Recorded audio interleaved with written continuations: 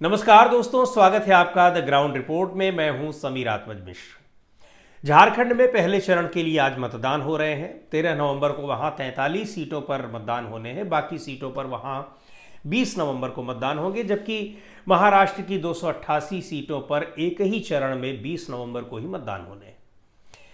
लेकिन उससे ठीक पहले जिस तरह से जो चाहे चुनाव आयोग हो, चाहे जांच एजेंसियां हो, जिस तरह से उनका रवैया है, उनकी कार्यप्रणाली है, उनका काम करने का तरीका है, वो विपक्षी गठबंधन के आरोपों को बिल्कुल पुष्ट करते दिखाई पड़ रहे हैं। कैसे? अब आप ये देखिए कि पहले चरण का मतदान आज हो रहा है झारखंड में, और कल दिन भर झारखंड और पश्चिम बंगाल में ईडी की छापेमारी हुई कई जगहों पर। कनेक्शन उसका क्या रहा? कनेक्शन ये रहा, बताया जा रहा है कि ये मनी लॉन्ड्रिंग केस से जुड़ा हुआ मामला है, और इसके लिए ये मनी लॉन्ड्रिंग के ये केस अवैध घुसपैठ से जुड़े हुए हैं, जो बांग्लादेश से लोग झारखंड आए हैं। बीच में सारे राज्य पड़ रहे हैं, किनरा कहाँ से होकर आए हैं, ये सारी चीज़ें अपनी जगह हैं। लेकिन ऐन चुनाव के वक्त ईडी की छापेमारी ये हो रही है, और उससे पहले हेमंत सोरेन जो झारखंड के मुख्यमंत्री हैं, उनके पर्सनल सेक्रेटरी के यहाँ इनकम टैक्स की रेड पड़ चुकी है। तो ये एजेंसियां अपना काम कर रही है, लेकिन सबसे ज़्यादा जो सवालों के घेरे में है कार्यप्रणाली, वो है चुनाव आयोग की। चुनाव आयोग के अधिकारियों ने कल उद्धव ठाकरे की जिस तरह से तलाशी ली, दो बार 24 घंटे के भीतर उनके हेलीकॉप्टर की 2 बार तलाशी ली गई। शिवसेना के नेताओं ने इसका कड़ा प्रतिवाद भी किया, और उन्होंने चुनौती भी दी कि आप भारतीय जनता पार्टी के नेताओं के भी हेलीकॉप्टर की, उनके जहाज की तलाशी लेकर दिखाइए। खुद उद्धव ठाकरे ने पहली बार उनके हेलीकॉप्टर की तलाशी यवतमाल में ली गई, और उसके बाद लातूर में ली गई। तो दोनों, यवतमाल में तो उन्होंने बाकायदा उससे अधिकारियों से सवाल जवाब भी किया है, और वीडियो भी रिकॉर्ड किया, और कहा, उन्हें चुनौती दी। ये कहा भी कि अभी आपने पहली बार मेरा ही चेक किया? तो अधिकारियों ने बताया, जी हाँ, आप ही का। क्या यानी आप शुरुआत हम ही से कर रहे हैं? लेकिन क्या आप प्रधानमंत्री मोदी का भी हेलीकॉप्टर चेक करेंगे, अमित शाह का भी चेक करेंगे, या फिर जेपी नड्डा का भी करेंगे? या किया आपने? तो बोले नहीं, हमने नहीं किया है। हालांकि चुनाव आयोग ने ज़रूर बताया है कि इससे पहले गृह मंत्री अमित शाह, लोकसभा चुनाव में अमित शाह और जेपी नड्डा की तलाशी ली जा चुकी है।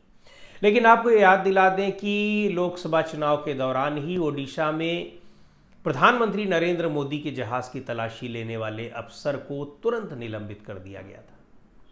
तो चुनाव आयोग की ये जो कार्यप्रणाली है, इसी पर सवाल उठते हैं कि विपक्षी नेताओं को लेकर हर वो काम करती दिखाई पड़ती है जिससे कि भारतीय जनता पार्टी का फायदा हो, उसके पक्ष में चीजें जाए। यही आरोप विपक्ष लगाता है, और चुनाव आयोग को करता हुआ दिखाई पड़ रहा है। लगातार आरोप लग रहे हैं कि सैकड़ों करोड़ रुपए जब्त किए गए हैं। ये किसके जब्त किए गए हैं बताया नहीं गया है, लेकिन विपक्षी गठबंधन के नेताओं के आरोप है कि उन्हीं के गाड़ियों की तलाशी ली जाती है, चुनाव प्रचार के लिए उनको रोक दिया जाता है, कई जगहों पर उन्हें तकनीकी खराबी बताकर नहीं भेजा जाता है, सुरक्षा कारणों से नहीं भेजा जाता है। इस तरह के बहुत सारे आरोप लगाए जा रहे हैं। यही नहीं, अगर आज आप देखिए तो आज प्रधानमंत्री नरेंद्र मोदी की सभा है गोड्डा में, और आज ही वहां पहले चरण के मतदान हो रहे हैं। छोटा सा राज्य है झारखंड, वहां एक जगह प्रधानमंत्री बोल रहे होंगे और दूसरी जगह मतदान हो रहा होगा। गोड्डा एक वहां पर बड़ा पावर हब एक बन गया है, और ये अडानी का पावर हब है, जहां से बांग्लादेश को बिजली सप्लाई होती है। बांग्लादेश का कनेक्शन झारखंड के चुनाव से किस तरह से जुड़ रहा है, भारतीय जनता पार्टी की ओर से जोड़ा जा रहा है। ईडी की छापेमारी के कनेक्शन भी उससे जुड़ रहे हैं। ये सारी चीज़ें सबको पता है, और आज प्रधानमंत्री वहां पर अपना भाषण दे रहे होंगे। एक तरफ मतदान हो रहा होगा, और दूसरी तरफ उनका लाइव भाषण हर जगह चल रहा होगा। तो ये जो इस तरह की जो रवैया है चुनाव आयोग का, और कांग्रेस पार्टी झारखंड को लेकर भी और महाराष्ट्र को लेकर भी कई शिकायत, दर्जनों शिकायत जो है चुनाव आयोग से कर चुकी है, लगभग 1 दर्जन के करीब।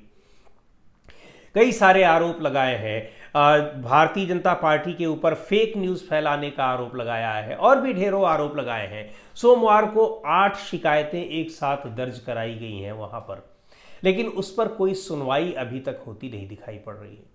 यहाँ तक कि जो महाराष्ट्र में संजय राउत है, शिवसेना के नेता, उद्धव ठाकरे गुट की शिवसेना के, वो कई बार आरोप लगा चुके हैं कि मुख्यमंत्री एकनाथ शिंदे के ऊपर कि उनके जो तमाम नेताओं को कैश में पैसे पहुंचाए जा रहे हैं। उनका ये दावा है कि उन्होंने इसके सबूत भी दिए हैं, लेकिन कोई कार्रवाई नहीं हो रही है।